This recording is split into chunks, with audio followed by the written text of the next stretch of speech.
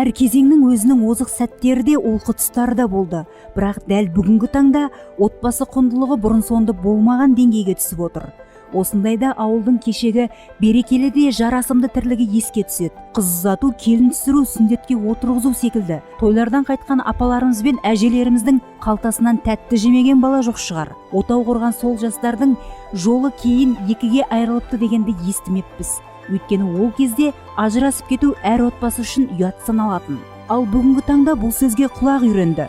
Осы арада шаңырақтың шайқалуы неге белең алып барады деген сұрақ туады. Тарихы тереңде жатқан игі салт, ізгі дәстүрлерден қолы үзгендігіміз бе, әлде сананы тұрмыс билеген заманда әлеуметтік жағдай әсер етті ме? Бұған не себеп? Отбасы тұрақтылығын қалай сақтап қаламыз? Алдын алудың қандай жолдары бар? Бұл сауалдарға бүгінгі бағдарламамызда жауап іздеп көрейік.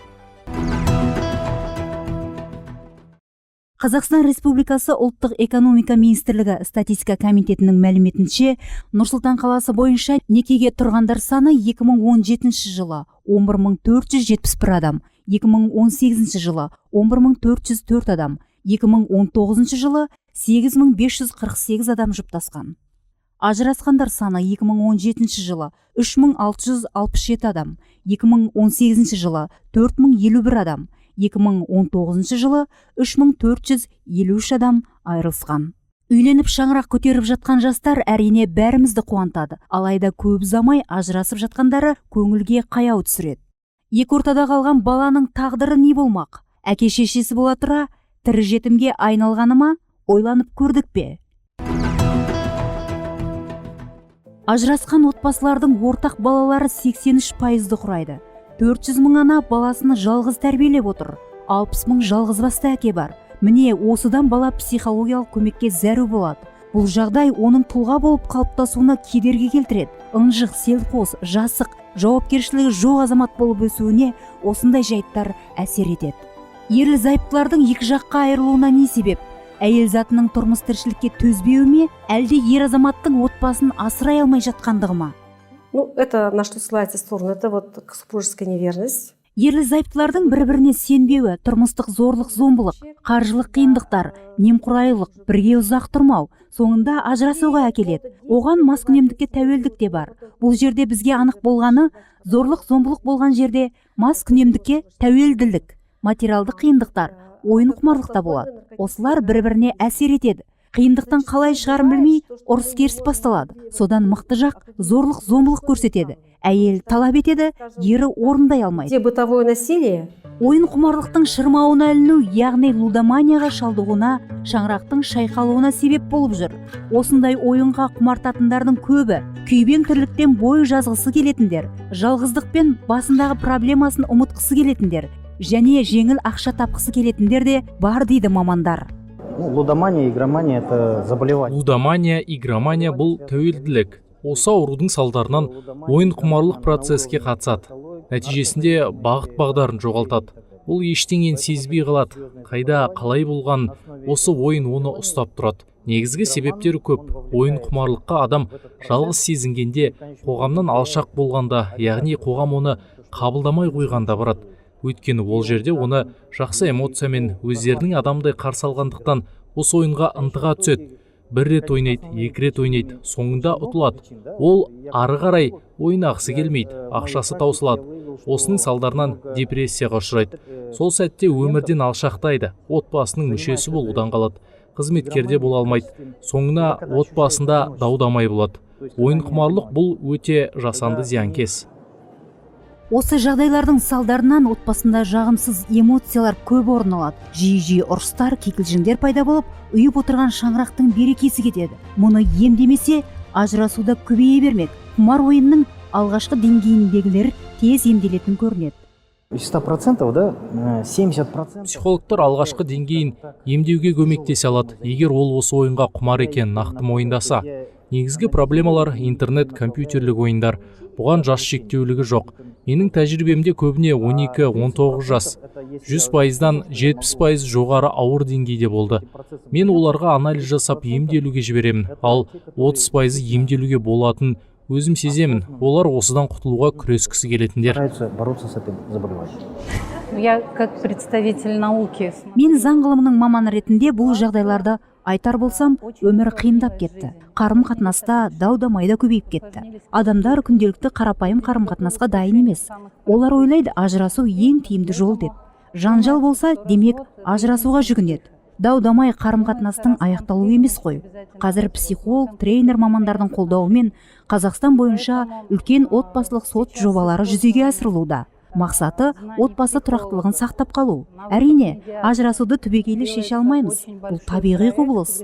Ғалымдар ажырасуға тыйым салыну керек дейді. Бірақ бұл мүмкін емес. Одной из целей является умение сохранить семью.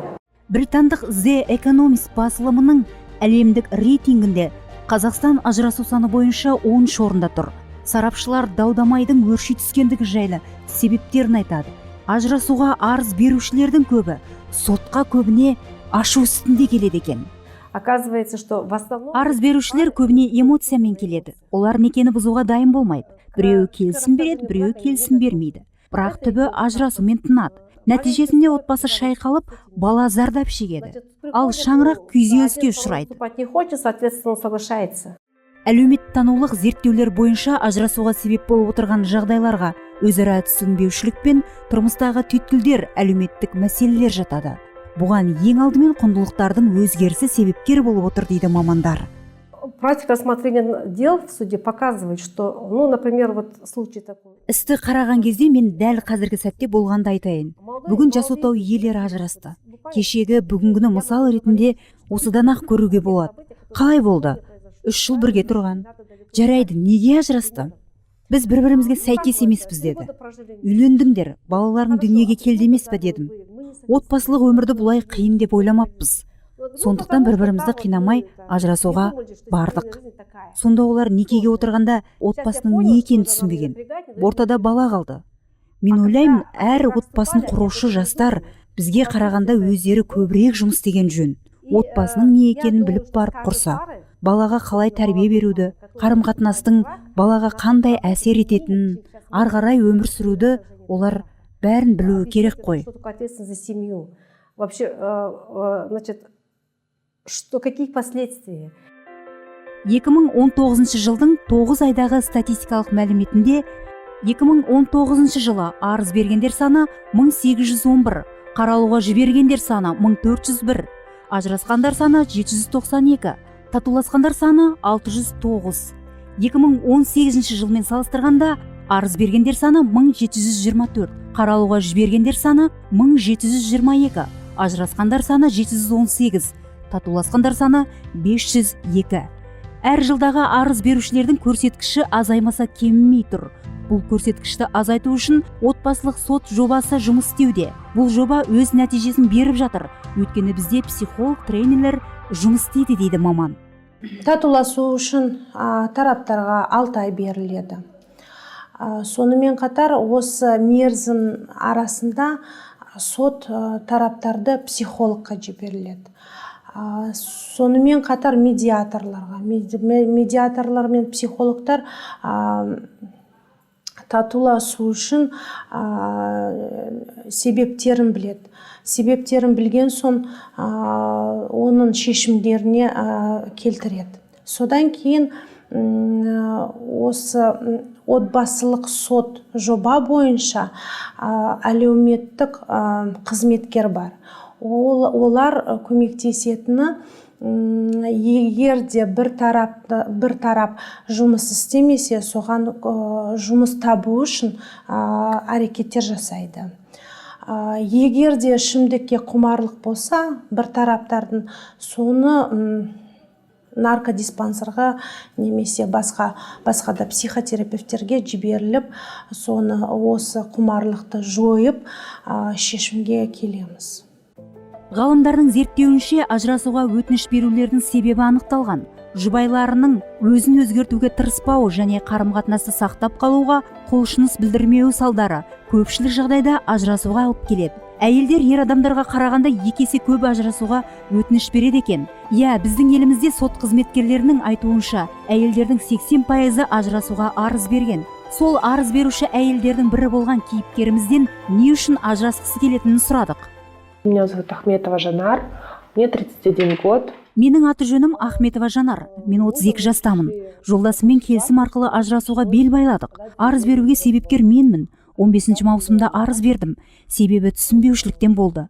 Бір-бірімізді түсінуден қала бастадық. Ұрыс бастала береді. Мен түсінбеушілік деп ойлаймын. Біз сотқа келдік. Судья Қасымова болды. Ол біздің мәселемізді қарай келе психологқа жіберді. Бұны басында қабылдай алмадым. Біздің елде мұндай отбасылық психологқа жүгіну бұрын болмаған. Біз отбасылық психолог Мадинаға келдік. Ол алдымен жолдасымды тыңдады, сосын мені. Әңгімелесу барысында ол өзінің кеңестерін айтып, содан кейін бір-бірімізді тыңдай бастадық. Біз тез татуласқан жоқпыз. 2-3 рет сот жиналысынан кейін ғана болды. Барлық отбасына бақыт тілеймін. Отправила нас к семейному психологу. Честно, я отнеслась скептически. Отбасында түрлі жағдайлар туындаса, екеуі ара шеше алмаған болса, отбасылық психологқа барған жөн. Мұны кейіпкеріміздің жолдасы да құптайды.